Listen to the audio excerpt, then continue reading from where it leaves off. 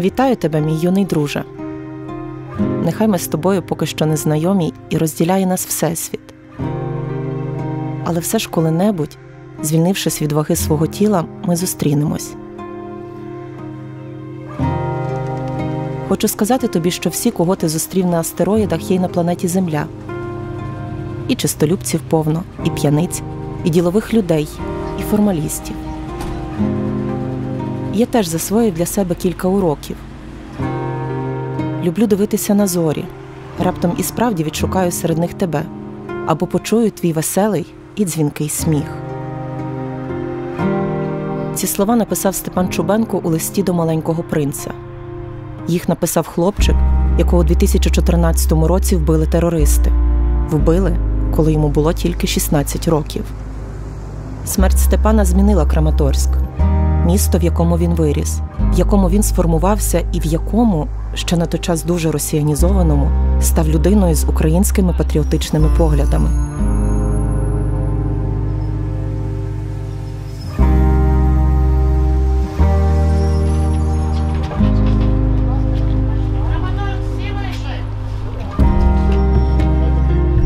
Краматорськ – місто, якого я не знала до повномасштабного вторгнення.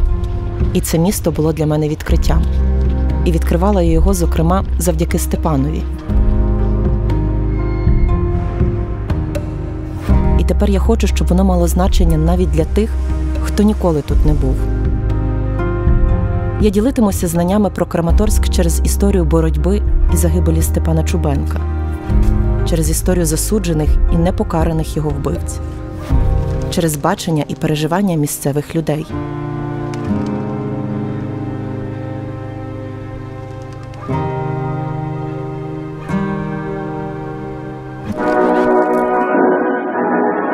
Молодым, полным жизни и сил вступил Краматорск в свое второе столетие. Ныне это крупнейший индустриальный центр, гордость промышленного Донбасса. Свою вековую историю Краматорск начал захолустным рабочим поселком. Юный город строится, шагает дальше и дальше в степь.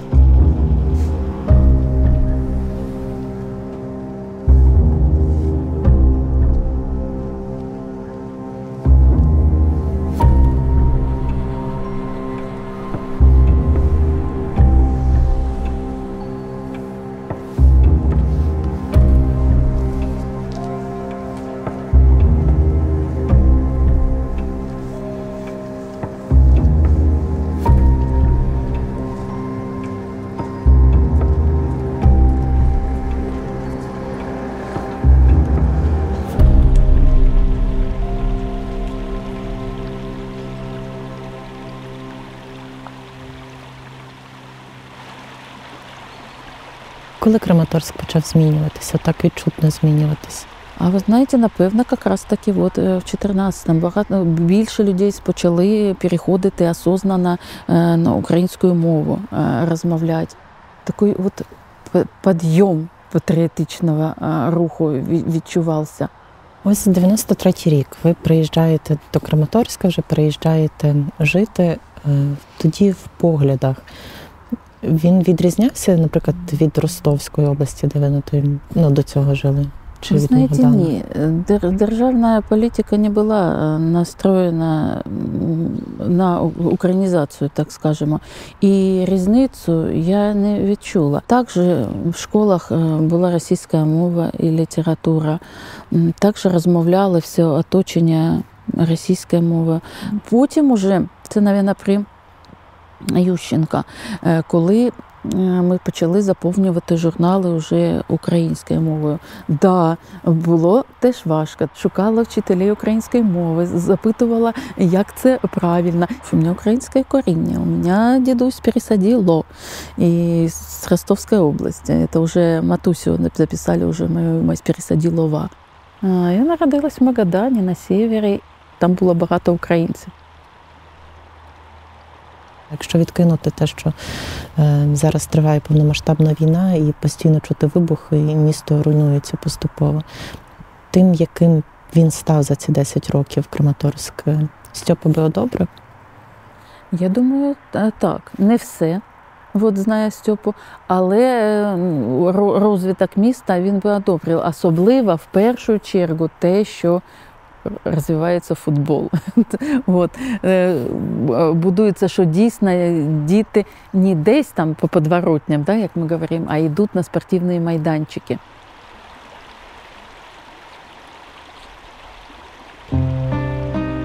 Сталіна – наша провідниця містом, яке вимушено стало адміністративним центром Донеччини. Росіянка за походженням, з радянським ім'ям, вона з 2014 року не припиняє свою боротьбу за пам'ять про свого сина і за український Краматорськ.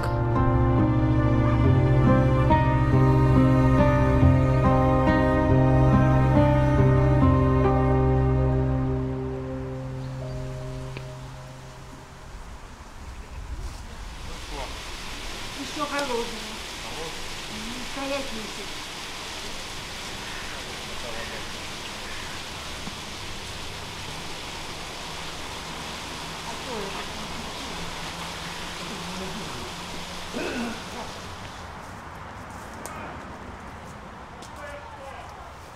Ну, что я могу сказать?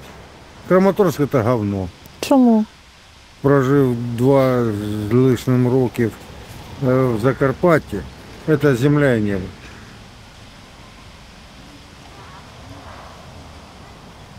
И что тебе Краматорск нравится? Да я здесь родился. Ну и Олег. что? Ну дальше. Ну чем он тебе не нравится? Да говно это все. Не, я чем сравнить.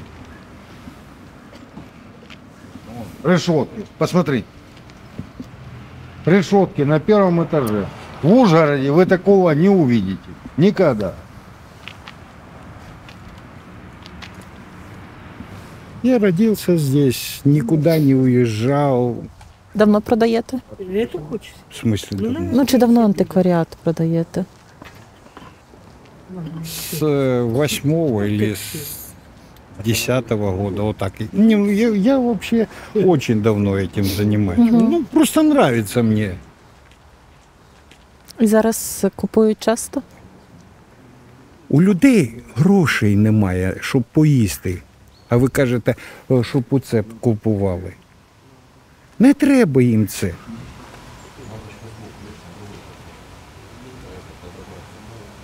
Краматорськ відрізняється від інших міст Донеччини? Конечно. А чим? Допустим, взять ту же Констаху. Краматорск очень даже неплохой город. И светлый, и чистый. Нормальный город. А що ви любите найбільше в Краматорську?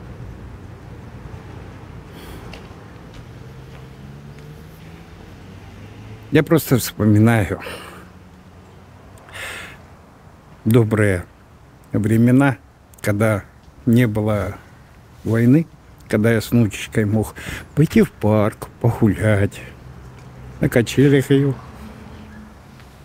покатать, на плечики так посадить. Были хорошие времена. Ну, увы. Может быть, правнуков дождусь. Дочекаєтесь. Да вот уж.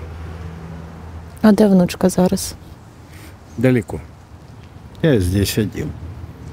З початку повномасштабного виїхав? Спочатку я тут один.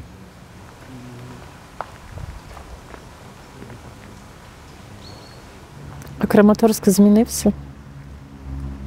Нет, не изменилось. Спросите меня, я вам отвечу. А чого не змінився? Краматорск говно. Юра, не надо так говорить. Ну, а я люблю Краматорськ, мені Да подобається. я тоже люблю, я тут родился. Но тем не менее.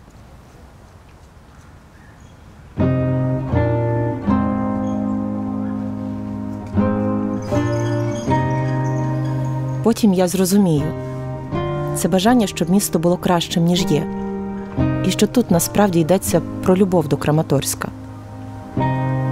Ще влітку 2024-го ми з колегами снідали у Покровську, у затишному і дуже смачному кафе у центрі міста. Покровськ майже зруйнований. Від околиці тепер 3 кілометри до лінії зіткнення. Фронт все ближче і ближче підбирається і до Краматорська, і до Слов'янська, які між собою розділені кількома кілометрами. Тут розмовляють про це, кажуть усі, кого зустрічаєш.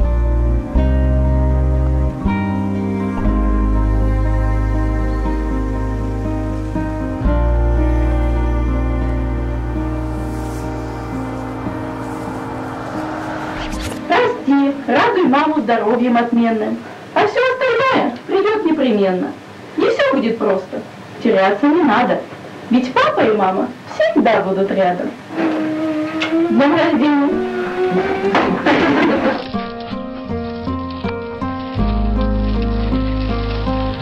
Обещаю вам штук в Евросоюз, штук в НАТО. А ты меня не снимай, пожалуйста.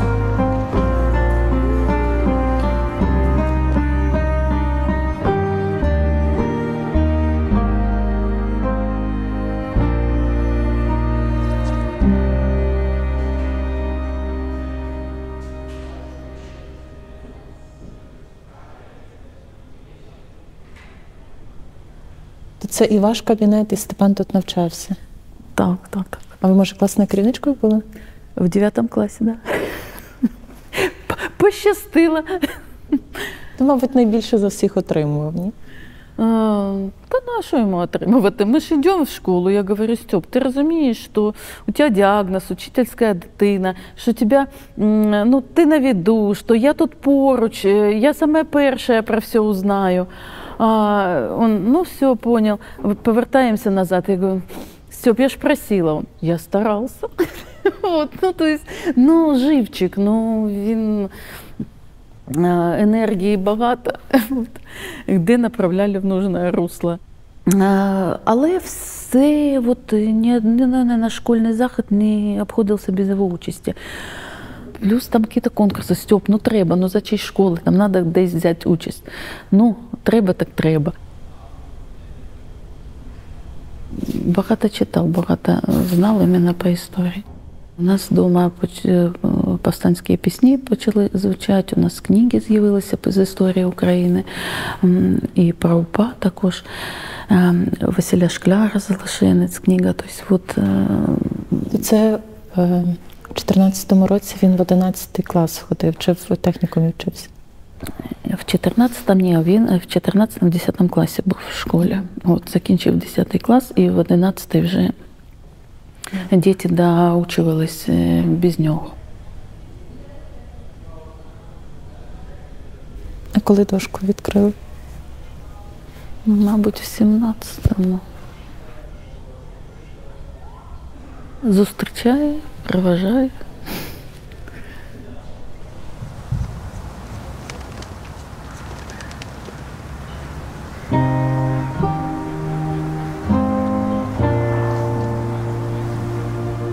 Ті, з ким я розмовляла, пам'ятають, яким був Краматорськ до 2014 року, коли велика частина України, не лише східна, була під російським ковпаком. З 2014-го, завдяки децентралізації, місто змінювалося. Я його побачила уже з красивими та сучасними парками, комфортними кав'ярнями, хорошими дорогами та стадіонами. Це місто ні на краплину не нагадувало мені завмерлі у часі радянські промислові міста. У цю затишну кав'ярню я заходила під час кожного приїзду. Мене 34-річна тутешня працівниця Тетяна так ніжно називала дівчинкою. Це смішило і створювало дуже таку домашню атмосферу. Чому ви почали працювати в кав'ярні? Когда ты в социуме, вот когда я здесь, ты понимаешь, что жизнь еще идет, жизнь продолжается. Смотришь на цены, смотришь на вещи, где-то что-то прикупить тебе надо. А так можно сойти с ума.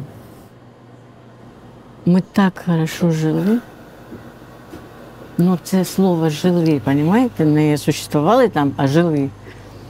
Молодежь, кто работал, зарабатывали, покупали сами себе квартиры, машины, ездили в отпуск, пытались там Буковель, там Хмельнична, там Аскания Нова. Ну, я тебе говорю, просто капец.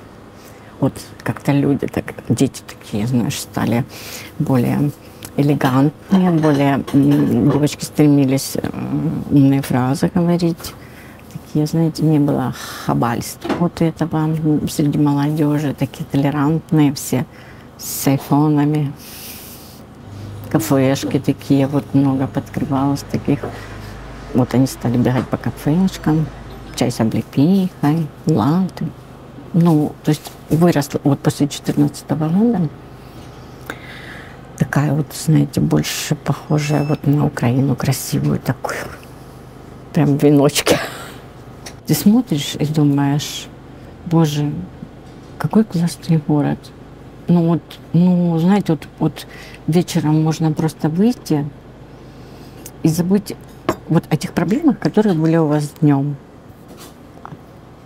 Просто идти по своему городу и думать, о, завтра проснусь, покормлю кота, собаку, приготовлю ужин и завтрак мужу, потому что мне надо на работу. І оце все рухнуло в один якийсь оцей момент. А які у вас очікування передбачені? Краматорск встоїть? Вот слушая военных, я ж понимаю, те, кто там, они говорят, что чуда не будет. Это просто дело времени. Так что это как-то так. Просто обидно, что мы попали в эту историческую эпоху. Можливо, от майбутнє воно буде значно краще, ніж те сучасне, в якому ми зараз. У мене внучка, ось на той неділі, ось їй буде 5, 14 числа. Вона йшла і сказала мені, Таня, я буду працювати на війні. Я говорю, Полечка, ты такая красивая девочка, такая умная. Зачем девочке на войне работать? Она говорит, нет, я понимаю, что мне надо университет закончить, много учиться, много знать.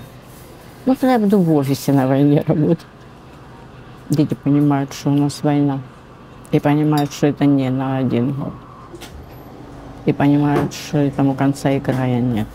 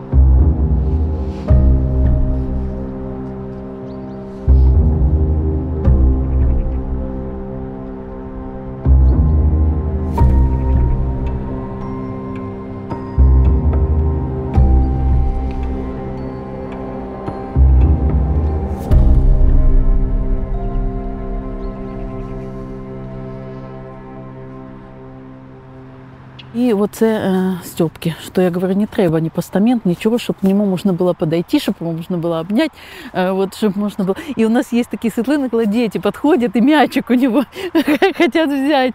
Ну вот, це так мило. Вот. Поэтому Привіт, Стьопка. Моя зоя.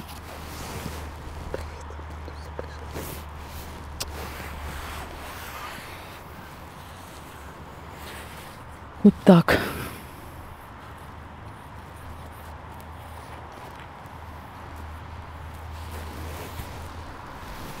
Тож буде добре.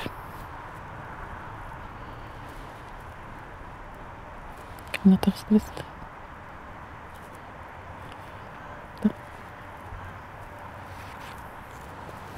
Що це у тебе? Ти як завжди, Стьоп. Да? От не ти ж будеш, да? Якщо...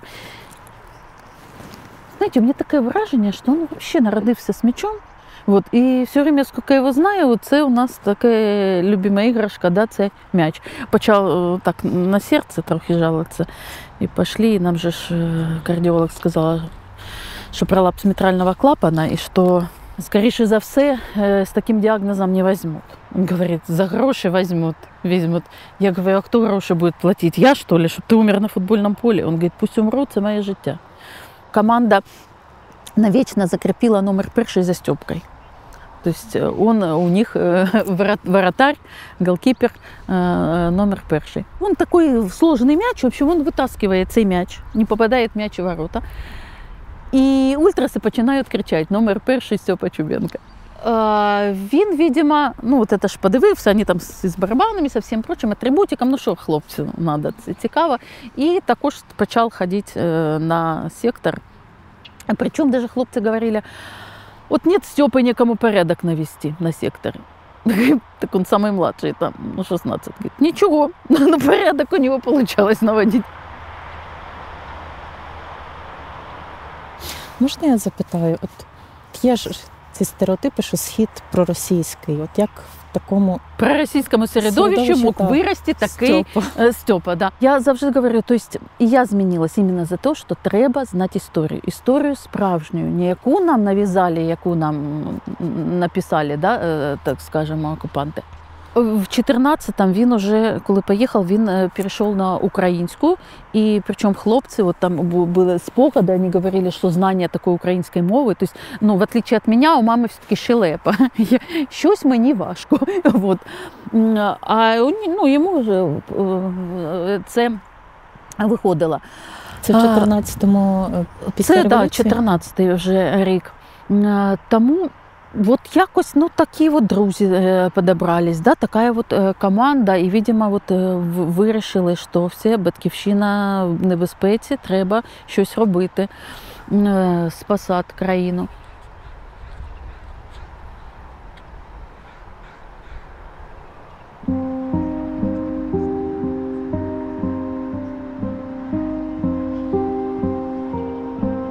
Коли у 2014 році у Краматорськ прийшла війна, це місто було для мене просто точкою на мапі.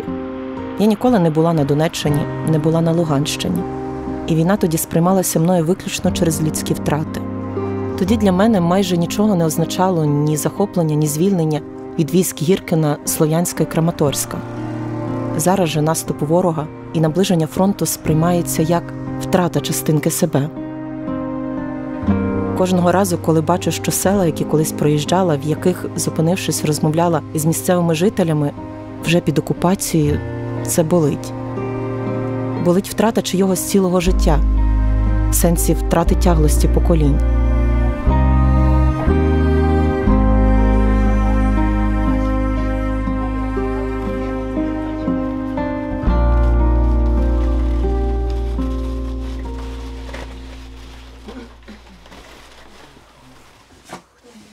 От переселенці з 14-го року, теж волонтер з 14-го року, ось волонтер з 14-го року. Це ті, що починали з нами в 14-му році. Сама більша організація, яка була в місті, це були військові волонтери. Завжди вони отримували почесне 3-е місце. Кішечки, собачки, там десь іще щось таке, квіточки, хто вирощує. Оці перші. Прямо казали, оце ви в'яжете сітки, якби ви не в'язали сітки, війни б не було. Це хто так казав? У нас тут таких повно. Але потім потрошки. У 22-му році, вже на другий день, у нас в майстерні було по 40 людей. Ви бачите, контингент всі вже люди похилого віку, тобто пенсіонери. Вон там у нас тільки одна молоденька дівчинка зараз. Вона росіянка, приїхала з-під Новосибірська. А як ви в Краматорську опинилися? Познайомилась по інтернету з чоловіком майбутнім. Він привіз сюди. А коли це було? В 2007 році. Не було страшно? Це ж кохання. Він мені пообіцяв, що це європейська країна, і ми війдемо в состав Євросоюзу, і те, що тут майбутнє, чим в Росії. Ну, сподіваюся, що так і буде. Ви не змінили свою думку, ви так і вважаєте? Так. В 19-му році пішла на курси української мови, тому я ніколи ж не вивчала, в школі ж мене не було. Ну, а в 22-му вже хотілося або ти в ЗСУ, або на ЗСУ. Тому все-таки. Що це у вас за кулончик? Це така берегиня, мотанка. Вона з автоматом. Тобто ви, хоча і росіянкою, відчуваєте себе українкою? У мене діти українці. А і ти українка.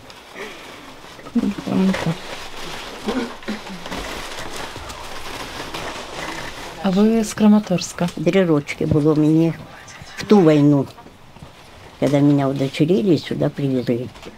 Где бы я ни была, все равно мне здесь лучше.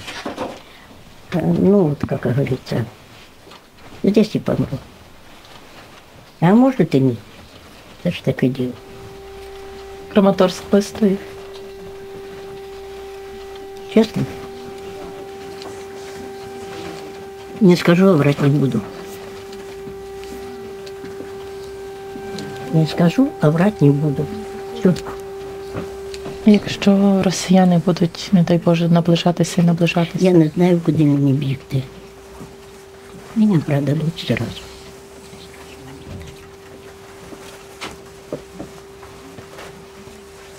Ну, як это может? Мне не будет стыдно. Ни перед тебе, ни перед... Это главное.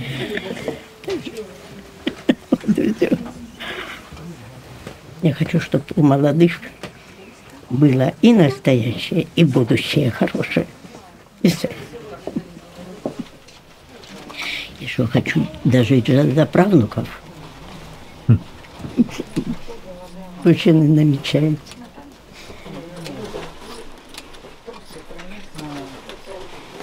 Ось бачите, оця стрічечка у мене на сумці. Ось вона у мене з січня 15-го року. Я заходила в тролейбус, отак піднімала сумку і отак поверталася до тролейбуса. Ось 10 років пройшло. Жодна людина мені не сказала слова, хоча і скандали, і драки, все, що завгодно було за оці стрічки. Ось це ж ви були Чубенка? Ну от, отак, за отаку стрічечку.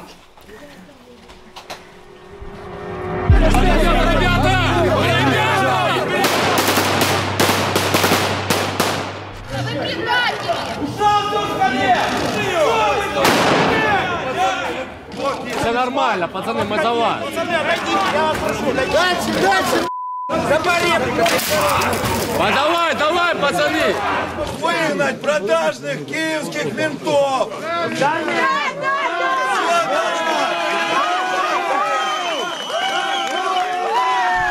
Уже начинается? Да, мы ведем прямой репортаж, стрим. Сейчас мы пришли на одну из баррикад народного ополчения Донбасса. Не жри мой шлепок. Видим, какие они голодные, они кушают даже резиновые шлепки. Мы сейчас накормим одного из ополченцев, его зовут Егор. Егор, возьмите. Спасибо вам за то, что вы нас спасаете.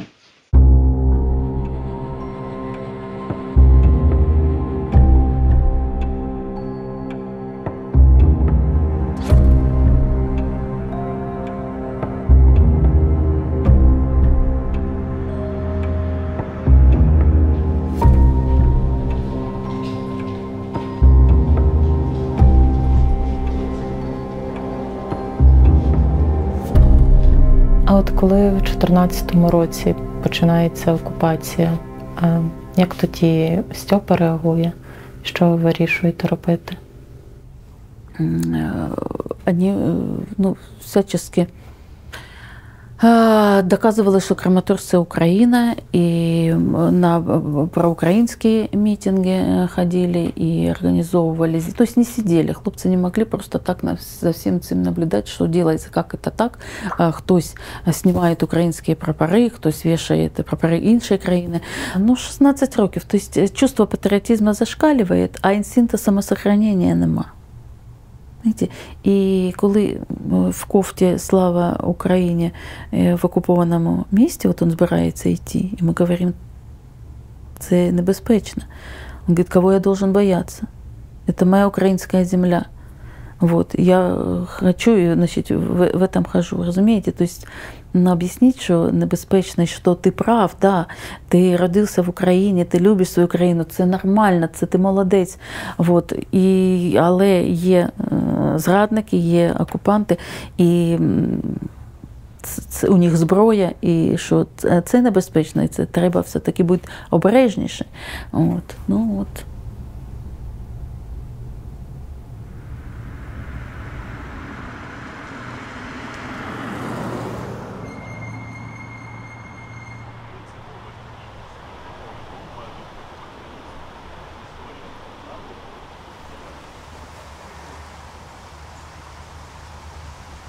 У 2014 році, якби ви сюди приїхали, вам би тут не сподобалось. Був застій в місті, він застряг там в 89-му році і все. А після того, як Краматорськ став обласним центром, став гарним, привабливим містом.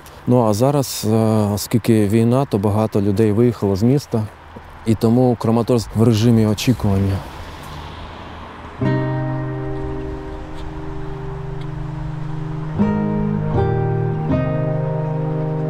Коли почалося повномасштабне вторгнення, пастори з церкви Олексія виїхали.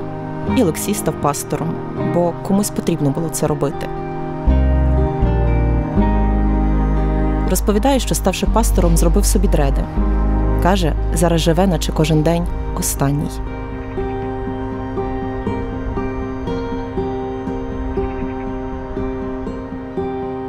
Ви казали, що місто в режимі очікування. Очікування чого?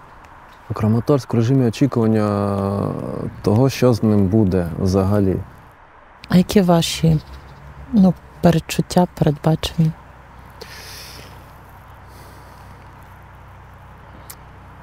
Я думаю, що все буде добре. Що росіяни сюди не дійдуть. Це те, в що мені хотілося б вірити, бо я не хочу звідси нікуди виїжджати. Мені дуже подобається в Краматорську. Тут, де ми знаходимося, це 17-й участок, це двоповерхівки або 3-поверхівки. І тут така прям дуже домашня атмосфера. Тут всі свої. Ти можеш вийти в магазин за молоком і по дорозі в магазин зустріти кучу друзів, кучу знайомих, з яким поспілкуватися. І ти можеш дійти не до магазину, а піти з ними на каву або ще кудись. І мені це подобається. Коли все місто, наче це якийсь великий двір, де всі один одного знають і просто можна з усіма тусити. Клас. Підходьте, ми розкажемо вам. Знімаємо наше місто і наш район. Понятно. А от ваша лічність мені знакома. Знаєте, що це саме, ви, мабуть, знімали героїв, яких ми тут хоронимо на Івановці, да? Да. Я бачу, що ваша лічність мені... А ви там буваєте, да? Да, я вже 2 похоронила. Синів? Ні. Брата похоронила і племянника. Да, я майже на всіх похоронах. Чого я саме, да. А ви з Краматорська? Да, я в Краматорську.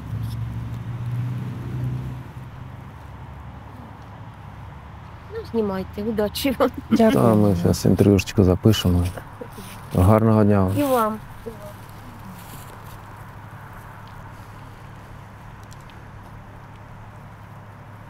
Ви знали Степана Чубенка? Я знав Степана, тому що я писав про всі події спортивні у Краматорську, в тому числі про змагання юнацької команди футбольної «Авангард». І там я познайомився з Степаном і з усіма іншими хлопцями. Плюс Степан був активним учасником ультрас-руху, і я багатьох знав з ультрас-руху, я про них писав статті. І Степан, ми так познайомилися з ним, і він тоді мене запрошував на різні заходи, які ультрас організовували. От було видно, що ось в нього є внутрішній стержень, в нього є якісь сталі погляди, якийсь сталий погляд на світ і на життя, який нічого не може переламати. І в ньому відчувалася впевненість у собі, впевненість у своїх переконаннях. І здавалося, що він може за ці переконання піти до кінця.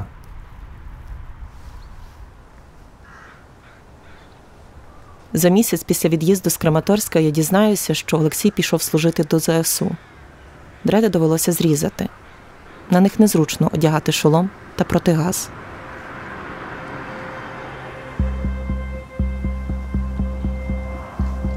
Я ходила вулицями, якими у 2014 році зі зброєю в руках ходили зрадники і окупанти. І думала про Сталіну і Степана. Як вона відвезла сина до свого батька у Ростовську область, подалі від війни. Як він, 16-річний, повернувся в Україну. Як сказав батькам, що поїде до Києва обирати собі виш. А сам вибирав підрозділ, який погодився б його, підлітка, взяти на фронт. Як потім повертався з Києва додому. Потягом. Через Донецьк. Як Степан востаннє зателефонував батькам з вагона, який наближався до окупованого Донецька. Як віз у рюкзаку синьо-жовту стрічку та шарф ФК «Карпати». Думала, як почувалася Сталіна, отримавши дзвінок, що син затриманий. І як їй було їхати до окупованого міста, самотужки його шукати.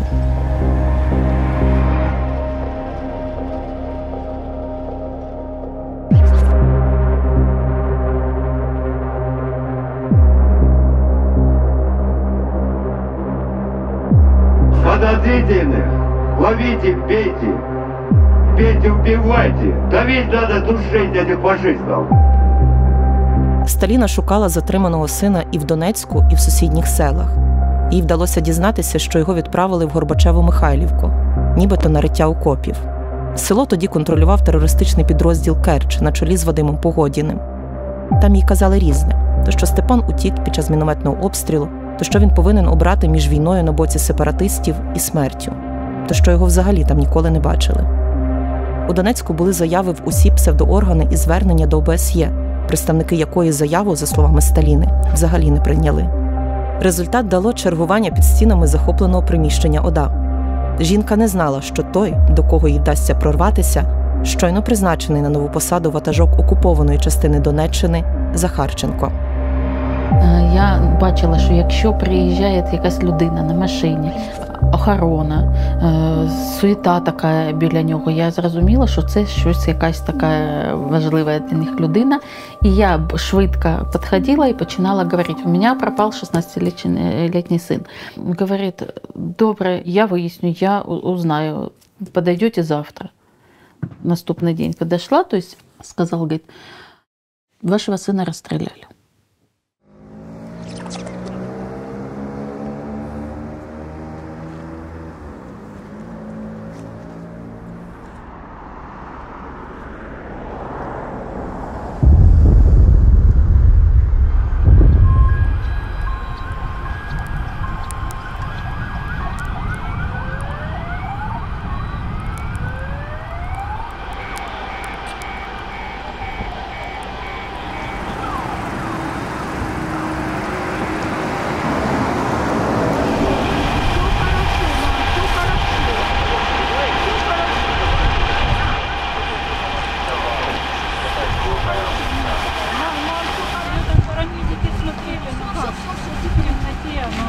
Да, я понимаю. Ну, рушится крыша, вылетают окна. Как можно понять? Скажите, пожалуйста.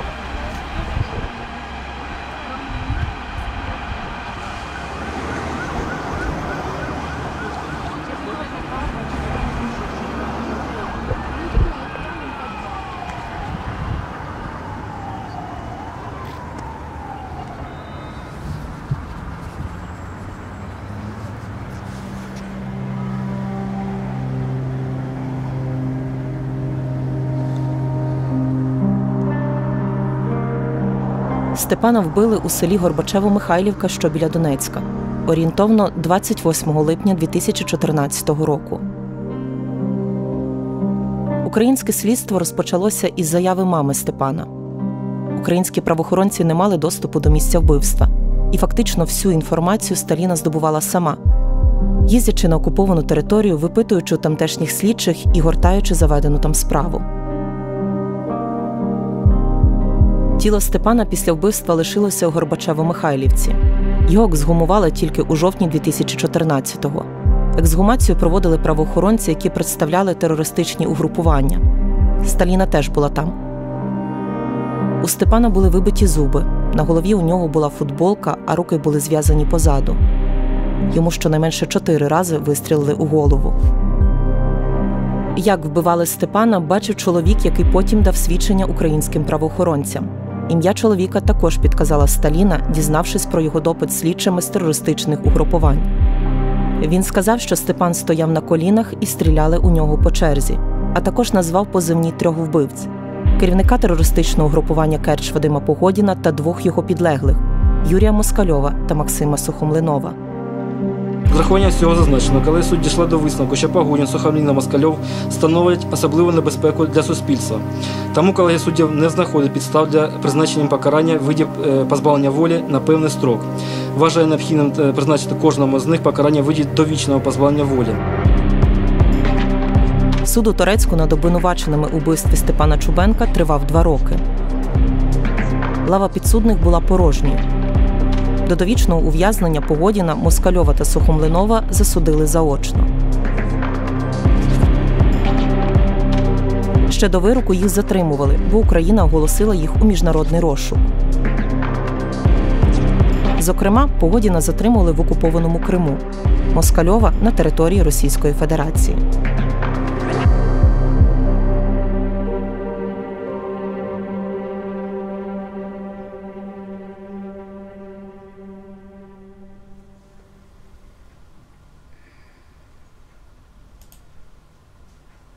Чому, на вашу думку, Україна не змогла екстрадувати вбивць Стьопи?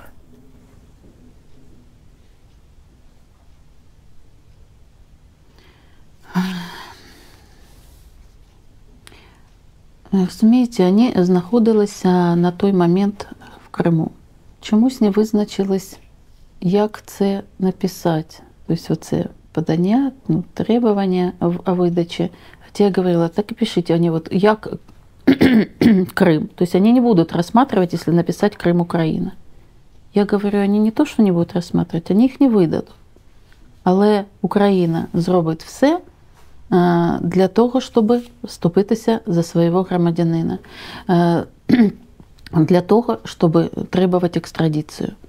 Тобто зробити треба все. Тобто, от які, вони ж затримували коли, і вони присилали якийсь список документів, потрібно було їм передати.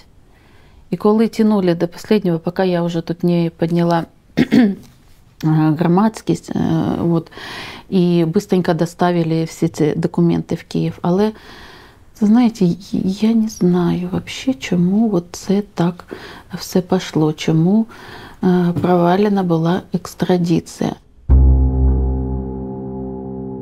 Я надсилала запити і до Офісу Генпрокурора, і до Мін'юсту, і до Нацгвардії. Просила статистичні дані про екстрадованих з України в Росію і навпаки, з 2014 року. З того, що я побачила, то Росія нам видавала значно більше людей на наші вимоги, ніж Україна Росії. Я просила юристів з Української Гельсінської спілки пригадати випадки, чи були серед екстрадованих терористи. Таких випадків пригадати не змогли. Я шукала інформацію, що зараз з Погодіним, Сухомлиновим і Москальовим, яких вироком суду визнано вбивцями. Погодін був підприємцем у Криму, потрапляв у скандали під час реконструкції у Севастополі, потім повернувся в Донецьк. У серпні 2024 року він почав постити фотографії у військовій формі і заявив, що знову пішов на війну і воює проти України. Сухомлинов, за інформацією соцмереж Погодіна, ув'язаний у Росії. Але чи стосується це справи Чубенка, невідомо. Москальов, третій засуджений Україною за розстріл Степана, живе у Криму.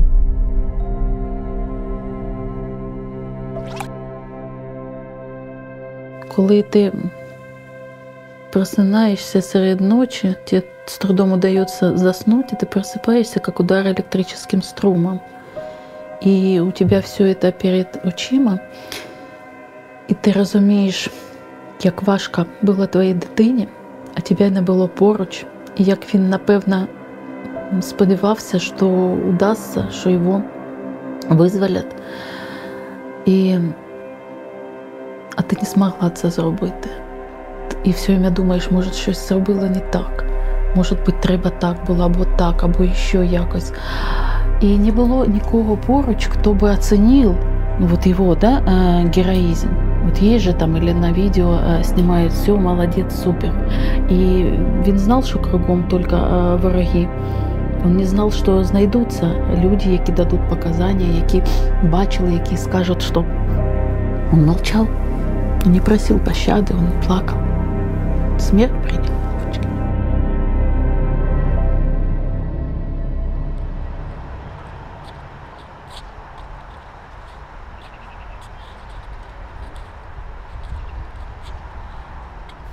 То це сьогодні рівно 10 років, як його похоронили. Так, 10 років сьогодні. Я вот все время, когда прихожу убирать, і також говорю, що таке, ти должен убирать десь в своїй кімнаті, або ще десь допомагати, а не Матуся должна вот це у тебе убирать. Просто жах. Так, знаєте, от перед днем народження починається уборка в приміщенні. Я любив салат з крабових паличок. Треба буде зробити, когось пригостити. А що сталося з пам'ятником? Ну, це вже в 22-му році. От ми приїхали в червні, а пам'ятник лежить, то есть чимось стукнули, вот тут цяточка такая на лице. Ну, писали ж, что мы вырастили предателя Донбасса. Вот, поэтому і я на все це не реагую. Це таке. Як ви думаєте, оце хто міг зробити? Ну, ті, напевно, хто не розділяє, не поділяє його погляди, хто, мабуть, чекає окупантів, бояться. І навіть бояться, от уже, ну, людей, яких фізично нема здесь. Але страх залишився, да? А багато таких штанів, як ви думаєте, які чекають окупації? Ні, мені хочеться вірити, що не багато. Я не знаю. Я, наприклад, вірю в життя після життя. Це є, і тільки ти не можеш, ну, от, побачити його фізичний там, голос услышати. А так він обов'язково знаходить якусь людину. Понимаете, от, буває так, що от людина підходить, говорить, приснився Степа, сказав, вам треба познайомитися з моєю мамою. Звертаєшся, коли до нього. У мене був випадок, коли я сиділа дома и говорю, как я хочу попасть на спектакль Ады Роговцевой. Очень хочу, говорю, познакомиться с мамой Игоря Броновицкого. И получаю запрошення через буквально декілька днів на спектакль Ады Роговцевой в Києві для родин народних героїв. Там я знайомлюсь з мамою Ігоря Броновицкого. Це моя любимая Матуся, і ми з нею спілкуємося, дружимо. І нам кажется вот иногда, что вот зараз вот они пойдут, о, ви вже познайомились, все нормально.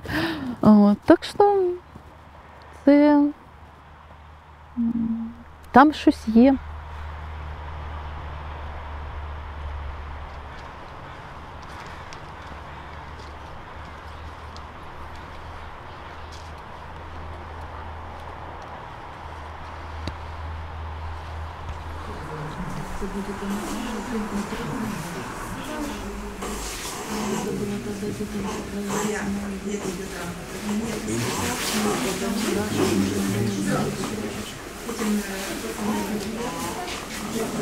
Я зараз буду емоційно дуже руками мотиляти. Скринька, святе діло. Ось, день народження, хто хоче привітати, хай вітає туди. знаете, так вышло, что с презентацией книги я уже была в різних містах.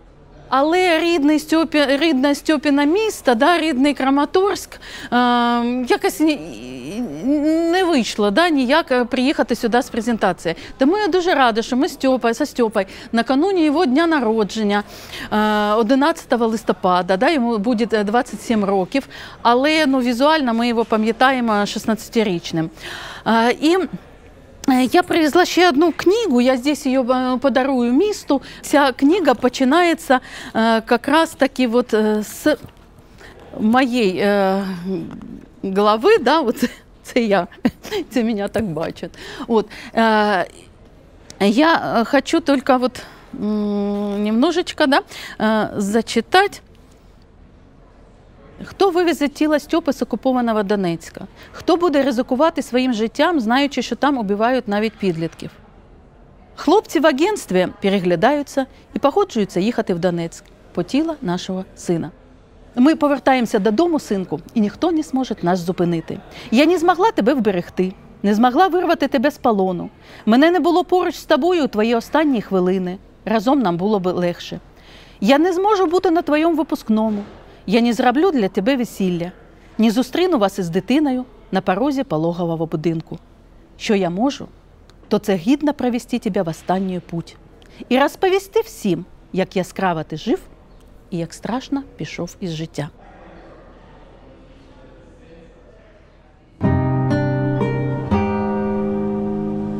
Краматорці через наближення фронту змушені покидати свої домівки. З рідного міста до Полтави їде і Сталіна Чубенко.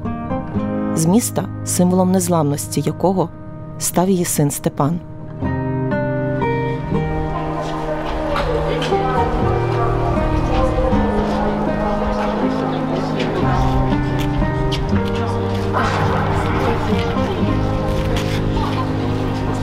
До зустрічі!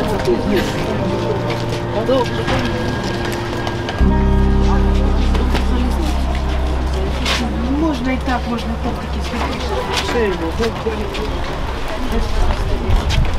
Я вибачаю, а можна сказати, що вони там почули, чи більше оружия, чи що давали, щоб їх палити барі? Ви з Херсонщини? З лівого берега? Так, добре. На лівому всі брати, сестри, вся рідня виїхали. Тітка одна там залишилась, теж ж виїхала, бо знесло Піщановка напроти мого села. Це ж Піщановки по нас б'ють. Саду у нас вже почти все знесли. По людям поганяються ці дрони. Б'ють і машини, людей, їм пофігу. Вони ж додому хочуть.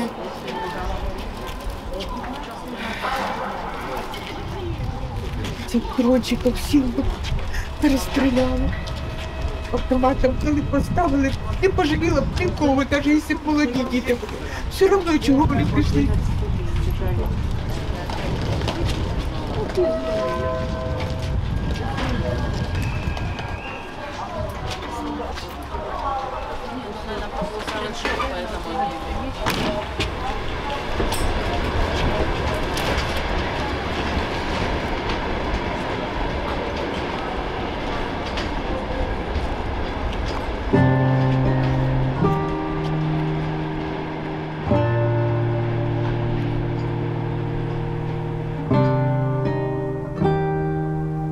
У Краматорську я бачила більше любові, ніж болю. Але біль повсюди. Я його відчувала, коли дивилася на темні вікна будинків ввечері. Коли дивилася на вікна, забиті фанерою. Коли бачила посічені осколками і зруйновані прильотами будинки. Було боляче дивитися на вокзальні прощання військових з рідними. І на цивільних, які виїжджають з велетенськими клунками. І я дуже боюся втратити Краматорськ. Бо це місто, яке вкрало частинку моєї душі. Я рада, що мені вдалося його пізнати. Але дуже сподіваюся, що мій приїзд у листопаді був не останнім, і що мені вдасться його вивчати все більше і більше. Україні не вдалося посадити до в'язниці вбивць юного краматорця Степана Чубенка, екстрадувати своїх же громадян. Таких заочних вироків, які отримали вони, лише більшає. Російські воєнні злочинці та контрольовані ними терористи поки уникають реальних покарань. Я досі сподіваюся, що після нашої перемоги, після деокупації я побуваю в абсолютно усіх українських містах, про які чула і яких досі не була. Побуваю в Маріуполі біля Азовського моря, у Донецьку і в українському Луганську. І дуже сподіваюся, що у ці міста повернуться люди, які змушені були їх покинути. Я гулятиму там вечорами, а вдень буду ходити на судові засідання проти воєнних злочинців і терористів. І лави підсудних уже не будуть порожніми.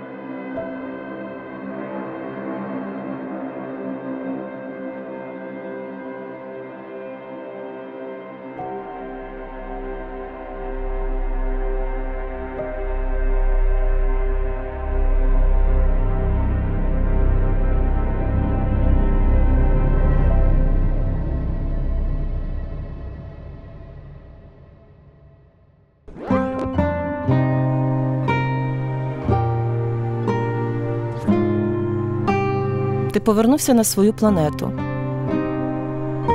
Все правильно. Там троянда, за яку ти назавжди відповідаєш. Будь щасливий, друже. Ти гідний цього. Я пам'ятатиму тебе і не забуду твої уроки. Чубенко Стьопа, золотим, як у тебе, волоссям і доброю душею.